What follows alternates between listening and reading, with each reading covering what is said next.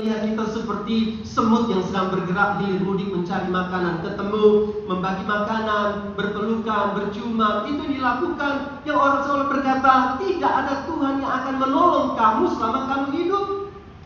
Atau mungkin ada yang berkata, untuk mengalami keselamatan kita harus bekerja keras, berupaya sedemikian rupa supaya kita mendapatkan keselamatan. Bapak, Ibu, Saudara sekalian, Rasul Paulus mengingatkan kita bahwa kalau jemaat Kolose pun terbuka atas setiap pengajaran dan filosofi dunia, pandangan dunia hari-hari itu, jemaat hari ini pun akan mengalami hal yang sama dan serupa. Anda boleh cek, Anda ketik khotbah hari Minggu, seluruh pengajaran ada. Dari pendeta yang Anda kenal sampai pendeta yang belum Anda kenal, dari gereja yang Anda kenal sampai gereja yang tiba-tiba nongol dalam YouTube saudara. Banyak sekali pengajaran. Kita harus berhati-hati, karena kadang-kadang pengajaran itu membuat seolah-olah baik, membuat seolah-olah itu benar, tapi membuat kita menyimpang dan beralih daripada Kristus. Itu sebabnya Rasul Paulus berkata, sebagaimana kamu menerima Kristus Yesus Tuhan. Kita harus perhatikan kata ini, Kristus Yesus Tuhan, yang kita akan belajar. Kita harus melihat apa yang dimaksud. Bagaimana istimewanya pribadi. Kita mulai dengan kata Kristus. Orang berkata Kristus itu artinya, atau Christ itu, oh itu surname. Orang berkata bahwa Kristus itu, oh itu fam, itu marga, itu C. Jadi itu adalah Jesus Christ, James Tambun. Dipikir seperti itu. Saya rasa itu kurang tepat.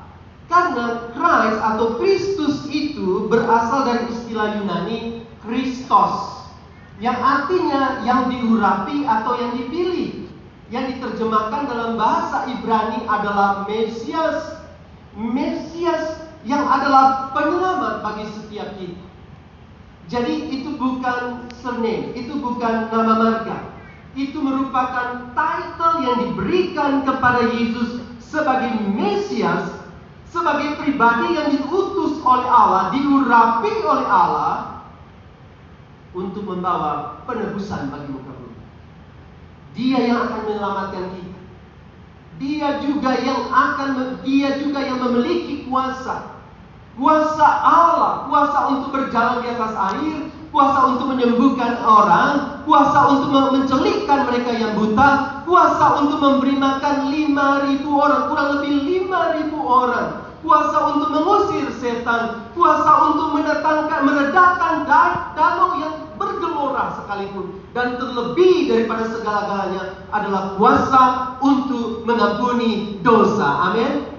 Bapak, Ibu, Saudara-saudara sekalian, jadi Kristus itu adalah satu title yang diberikan oleh Allah kepada Yesus, yang mana kita harus tinggikan karena dia layak untuk menerima segala pujian dan penyembahan. Yang kedua, tadi Rasul Paulus berkata Christ atau Kristus. Yang kedua itu Yesus. Yesus itu menggambarkan, menyatakan diri sebagai manusia. Dia lahir dari seorang wanita. Kemudian dia pernah merasakan bagaimananya lapar. Dia bertumbuh bersama dengan sahabat-sahabatnya. Kalau dia berjalan, dia membutuhkan sandal pada waktu itu supaya dia tidak dapat terluka kakinya. Yesus menunjukkan kepribadian sebagai manusia. Dia menunjukkan kepribadian dia sebagai betul-betul manusia. Dia berkumpul dengan orang lain, dia berbicara dengan orang lain, dia makan bersama-sama di meja. Waktu dia berjalan, ketika ada seorang wanita menjamah dia merasakan ada jamahan itu. Dia memeluk, merangkul, dan memberikan pujian kepada setiap orang. Dia adalah manusia. Bahkan Bapak Ibu Saudara sekalian, darahnya pun sama seperti kita, darah merah. Darah biru, darah merah. Saya bingung, tiba-tiba ada orang pernah mengaku begini, saya ini darah biru GBI, saya keturunan yang keempat dari GBI. Saya berpikir, Yesus aja darah biru, ada orang punya darah biru, darah merah, dan ada orang mengaku darah biru sebagai keturunan GBI.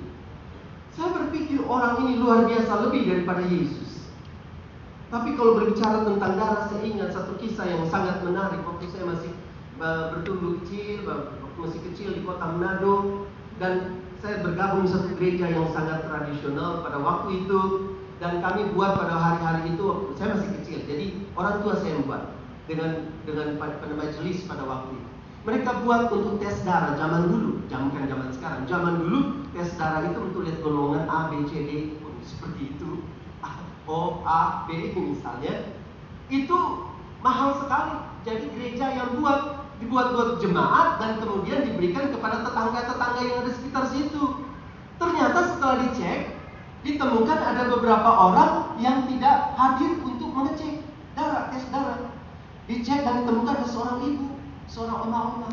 Jadi ditangilah majelis itu datang, kemudian datangi dengan tim kesehatan, datang ke rumah nenek tersebut. Oma, kenapa nggak hadir ke gereja? Oh, nggak apa-apa. Oma mau tes darah. Nggak apa-apa. Darah saya darah Yesus. Nggak usah takut. Nggak usah perlu dites-tes. Darah saya darah Yesus. Terus satu tim berkata begini, Oma memang tahu darah Yesus darah apa? Omanya bingung. Itu darah Yesus golongannya apa? Apakah A, B, atau O? Bingung. So Oma tanya balik ke majelis itu. Jadi Yesus darahnya apa? Sekarang majelisnya yang bingung. Memang Yesus darahnya apa? Belum pernah diperiksa oleh Pak Pendeta, belum pernah diperiksa oleh orang-orang, bahkan di atas dia. Hendaklah kamu bertambah teguh dalam iman yang telah diajarkan kepadamu, dan hendaklah hatimu melimpah dengan syukur. Saya ingin menambahkan pembacaan